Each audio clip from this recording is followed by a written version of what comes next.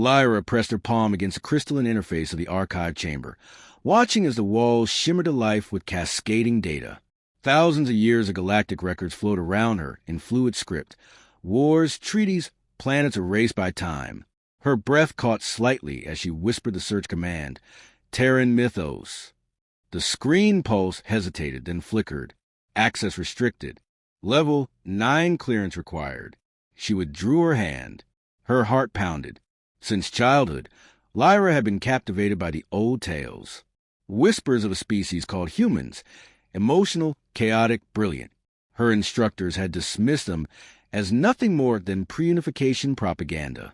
But even then, something about the stories had felt unfinished. Now, as a junior analyst in the galactic data archives of Caeloran, she'd seen enough redacted logs and deleted fragments to know a cover-up when she saw one. Still chasing ghosts? Came a voice behind her.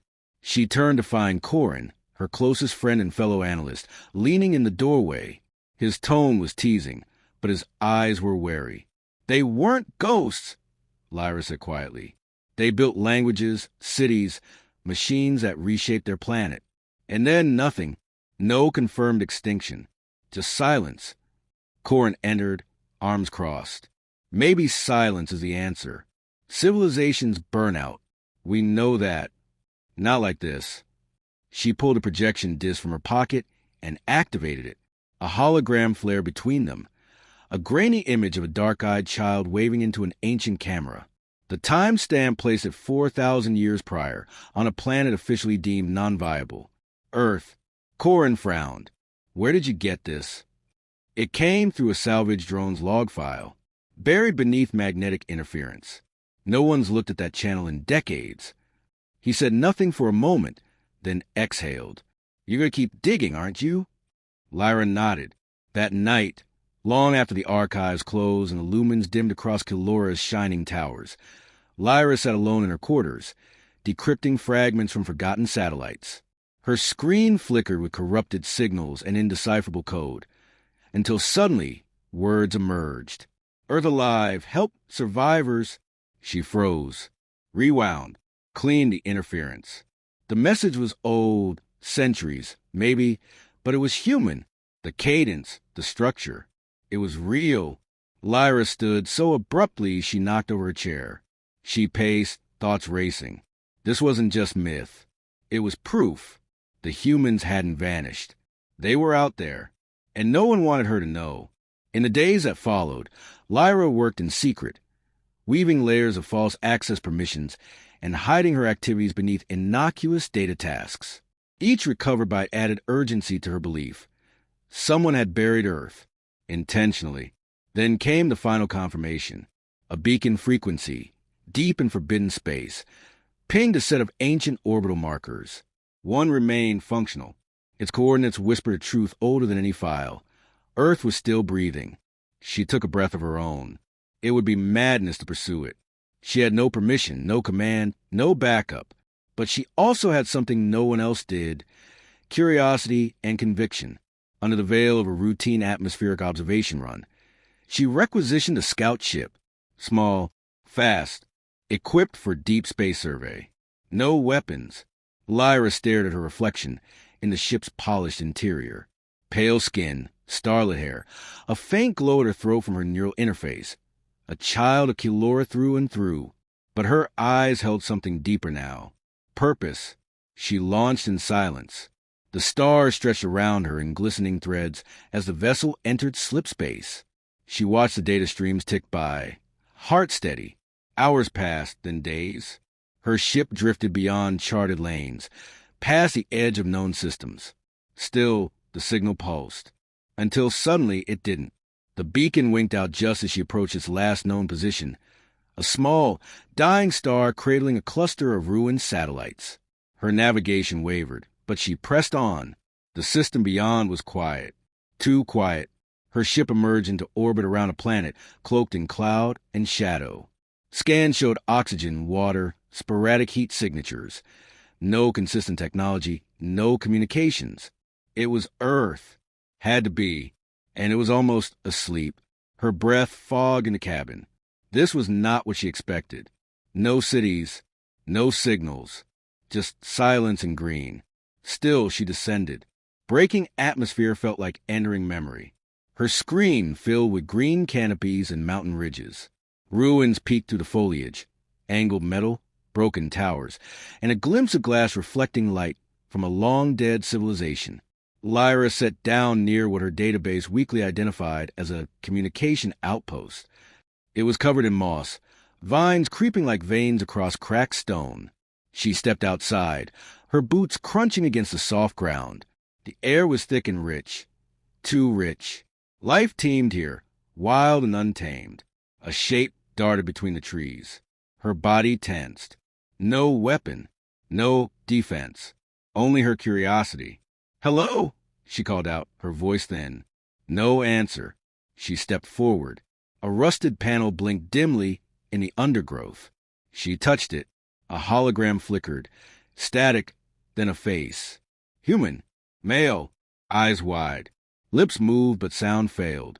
The message repeated. A visual loop. He was afraid. Something had gone wrong here. Then she heard it. A hum. Faint, mechanical.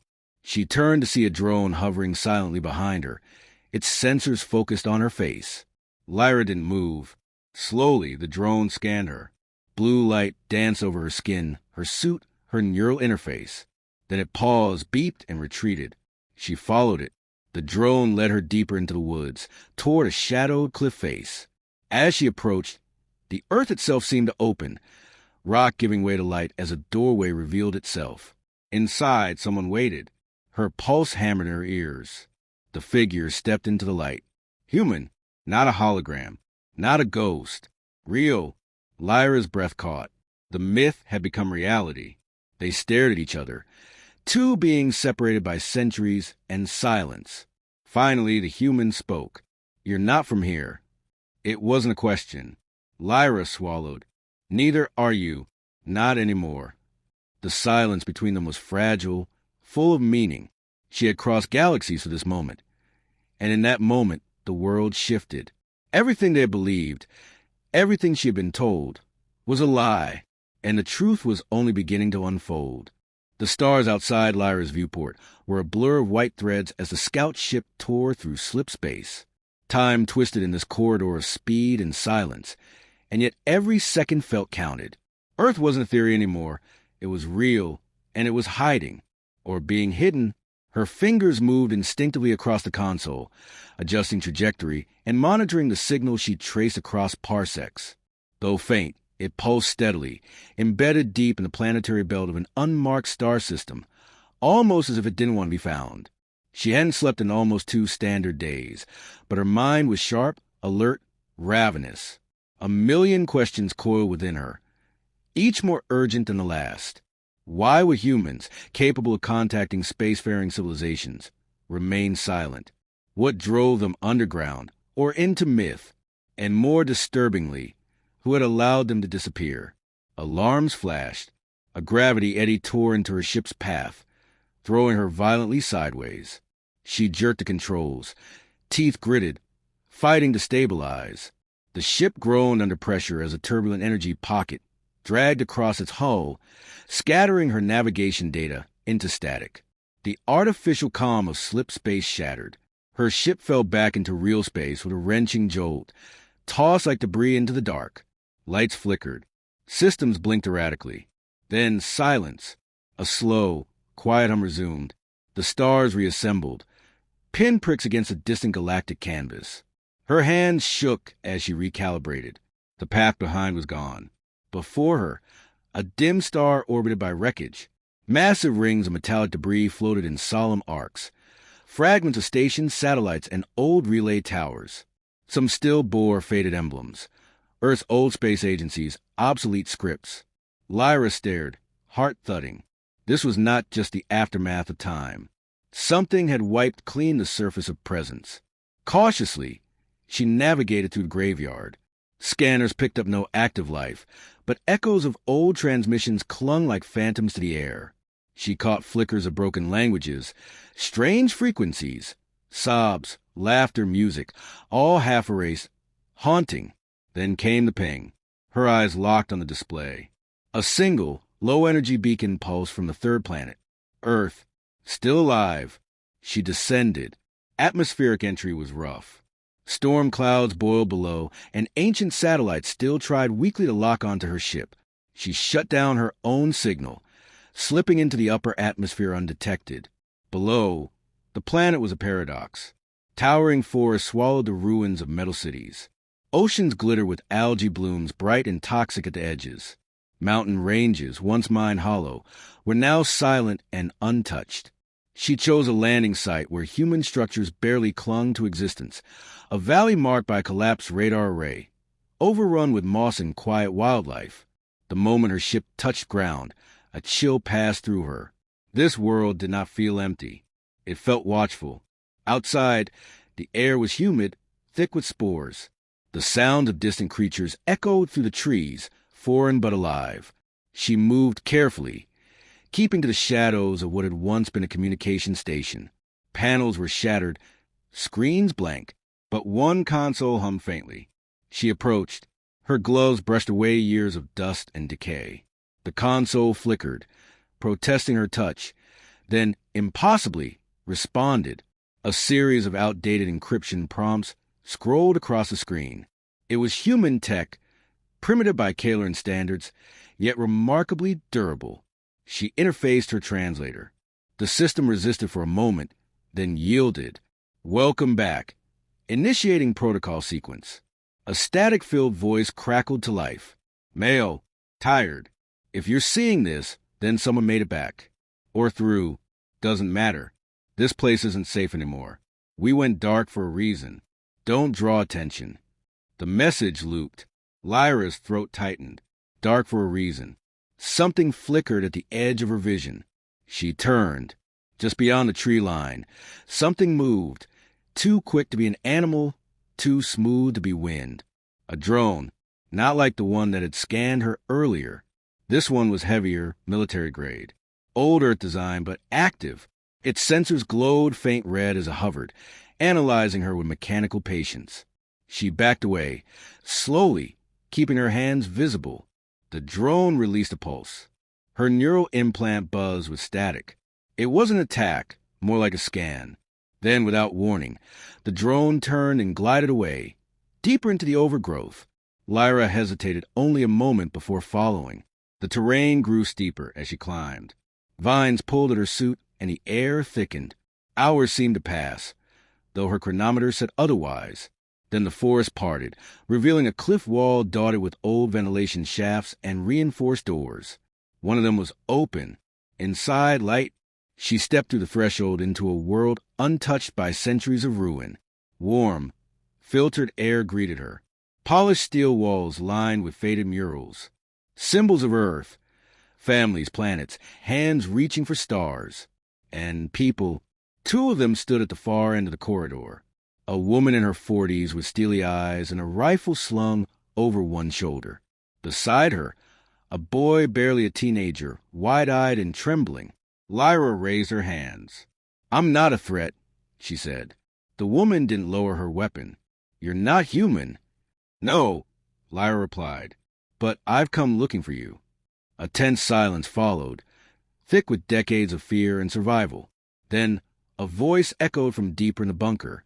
Let her in. It was calm, authoritative, and unmistakably human. The woman hesitated, then stepped aside. Lyra moved deeper into the mountain. The hall opened into a wide chamber carved into stone, lit by solar LEDs and heated by geothermal vents. Dozens of people watched her as she passed. Young, old, curious, afraid. She stopped before the man who had spoken. He was tall, lean, and weathered, with lines etched deep around his eyes. His clothes were patched, practical. He extended a hand. Elias. She took it.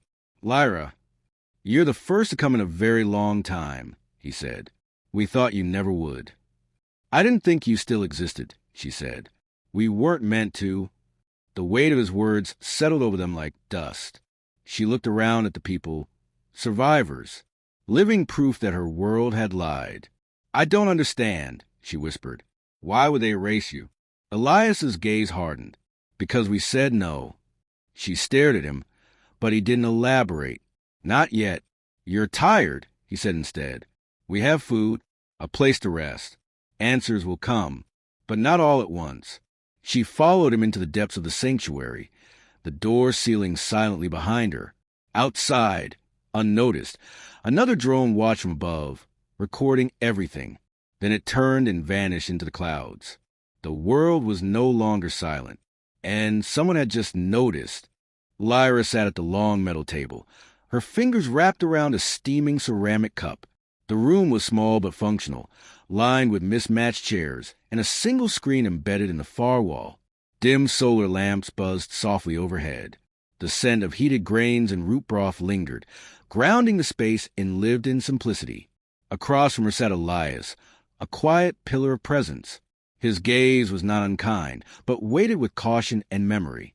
Around them, voices murmured. Families conversing in low tones, children darting between corridors, technicians adjusting ancient terminals held together with patchwork skill. These were the last of Earth's humans, not ghosts, not relics, living, breathing proof. You asked why we were erased, Elias said, breaking the silence between them. It wasn't because we failed. It was because we remembered how to say no. Lyra looked up. No to what? He gave her a long look. To integration, to submission, to forgetting who we were. He tapped a sequence into the console behind him, and the screen blinked to life, displaying archival footage, grainy but clear. Images of sleek alien ships descending into orbit, Caeloran envoys extending offers of unity, peace, and technology. Crowds on Earth's surface watching with awe and unease. We made contact. Elias continued. The Caelorans offered us salvation. They said we were dying, our planet unstable, our species divided. They weren't wrong, but their solution wasn't survival. It was surrender. Lyra frowned. My people don't force compliance. Not directly. But dependency is a chain, too, Elias said. They offered us fusion drives, atmospheric stabilizers, neural upgrades. In exchange, we gave up control of our infrastructure, our satellites, even our historical records. She leaned back, the reality colliding with her upbringing. Caeloran was built on the principle of guidance, not conquest. That's what she'd always believed. That's what everyone believed. Elias's voice softened. Some of us saw the truth too late. Others resisted early. We went dark, off-grid, while the rest of the world faded into silence. I was a boy then, but I remember the last broadcast. He played it. A woman's voice crackled over a field of static, urgent and fractured. We will not forget. If anyone hears this, humans are not gone. We chose silence over erasure. We are still here. The screen cut to black. I found fragments of that, Lyra whispered, in old satellites, buried in noise. Elias nodded. That's all we dare to leave. The rest had to vanish. Otherwise, the council would finish what they started. A quiet knock interrupted them. The woman with a rifle from earlier stepped in, her face tight. We confirmed the drone. Lyra tensed. The one that scanned me? No, she said. A different one. High orbit. Stealth design. Caeloran make. Elias's jaw clenched. Then we don't have much time. He stood, motioning for Lyra to follow. They moved quickly through the bunker's inner corridors, deeper into Earth's forgotten bones. Concrete gave way to carved stone, metal supports replaced by mineral strata. Generations had passed in these tunnels. Every inch bore the weight of choices made in silence. Why now? Lyra asked, breath short. Why are they watching again? Elias paused before a sealed chamber. Because you came, and your signal, no matter how careful, was seen. He pressed his palm to the door, and it hissed open. The room beyond was unlike the rest. Polished, preserved. In its center stood a stasis vault, a sleek, black pod ring with protective emitters. Inside floated a child no older than 10, suspended in glowing blue light. Her features were unmistakably human, but her body glimmered faintly with bioluminescence beneath the skin. Lyra stepped forward, awe and confusion mixing in her chest. What is this? She's the bridge, Elias said, a hybrid, born from old Earth DNA and the fragments of Caeloran tech left behind. We didn't mean to create her, but she survived something none of us did. She's not just human, Lyra murmured. No, but she remembers being one. Lyra turned to him, realization forming. You think they'll come for her? They already have. A sudden tremor shook the floor. Elias didn't flinch. They're close. The woman with the rifle barked into a comlink, mobilizing the others. Emergency routines flickered across dim control panels. Lyra could hear children being led down deeper halls, emergency lights casting long shadows along the walls. She turned back to the child in the pod. Her eyes were open, blue, luminous, watching. She's awake. Elias moved to the console. She hasn't stirred in years. She was damaged during the Exodus, the last push before we went underground. We feared she'd never return. The girl's lips moved, a breath of a whisper. Where's the sky? Lyra felt her heart twist. She approached slowly, kneeling beside the pod. It's still there. I saw it. I can show you. The child blinked. You're not like them. No, Lyra said, but I think I want what you want. The truth. The child smiled faintly. It lit her face like a star. Elias moved to the room's intercom. All units. Prepare fallback protocol. Phase echo. Activate the diversion gates. The woman's voice answered. Understood. East Passage secured. Lyra stood, her voice urgent. If they're already in orbit, you won't outrun them. We don't have to, Elias said. We just need one of us to get out. You want me to take her? He didn't confirm it, but his silence was answer enough. Lyra turned back to the pod. She's not built for travel. Not in this state. She doesn't need to be, Elias said. She needs to be seen. If they find her here, they'll wipe everything. Again. But as she reaches the council, if they see what Earth became when left alone, they'll bury her too, Lyra said bitterly. Not if one of their own stand beside her. The weight of it settled like stone in her chest. She looked at the girl. She didn't just represent a link between species. She represented a choice, one that hadn't been offered before. Lyra exhaled. I'll do it. Alarm shrieked across the compound. The ground trembled again. Elias keyed the final commands into vault. The pod shifted, folding seamlessly into a smaller stasis cradle lined with shielding foam. He locked eyes with Lyra. She knows the way. Let her guide you. Outside, explosions echoed.